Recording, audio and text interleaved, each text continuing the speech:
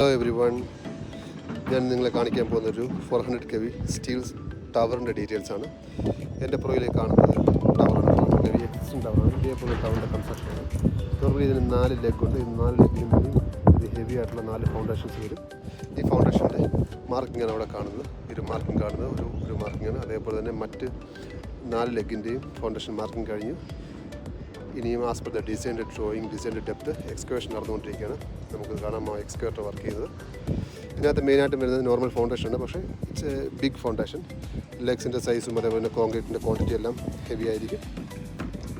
അതിൽ പ്രത്യേകമായിട്ട് വരുന്ന എക്സ്ട്രാ ആയിട്ട് വരുന്ന ഒരു ലെഗ് നമ്മൾ ഫിക്സ് ചെയ്യുന്നത്, നോർമലി ഒരു ജോയിൻറ്റ് ഫിക്സ് ചെയ്യുന്നത് ഗ്യാൻട്രി ഉണ്ട്. ഗ്യാൻട്രിയുടെ ഫൗണ്ടേഷൻ കാണിക്കും. ഇതാണ് ഗ്യാൻട്രി.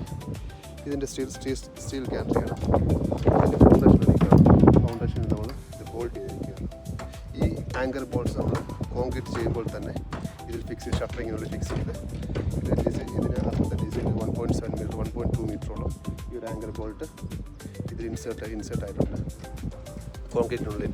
അപ്പോൾ അതിലേക്ക് ഇതേപോലെ 4 ലെഗിലും ഇത് ചെയ്തിട്ടുണ്ട്. ഇതിന് ശേഷം നമ്മൾ കോൺക്രീറ്റ് എല്ലാം കഴിഞ്ഞ് 28 ഡേയ്സ് ക്യൂറിങ്ങിന് ശേഷം ഈ ഒരു സ്റ്റീൽ സ്ട്രക്ചർ ഇതിൽ അസംബിൾ ചെയ്യും. ഈ നോർമലി സ്റ്റീൽ സ്ട്രക്ചർ ഇവിടെ സൈറ്റിൽ അസംബിൾ ചെയ്യുമ്പോൾ ഈ ഒരു ഫുൾ അസംബ്ലി ഗ്രൗണ്ടിൽ ചെയ്തതിന് ശേഷമാണ് ഇത് ഇറക്റ്റ് ചെയ്യുന്നത്. സോ അതേപോലെ തന്നെ ഈ ഒരു നമ്മുടെ ഈ ടവറിനുള്ളതൊരു പ്രത്യേകമായിട്ട് എക്സ്ട്രാ ആയിട്ടുള്ള സ്റ്റെപ്പ് ആംഗിളാണ്. ഇതാണ് സ്റ്റെപ്പ് ആംഗിൾ. ഇതൊരു ആംഗിളാണ്. ഈ ഒരു ആംഗിൾ ഫൗണ്ടേഷനുള്ളിൽ ഇറക്കി വെക്കും. 1.7 മീറ്ററോളം ഔട്ട് സൈഡ് കാണും.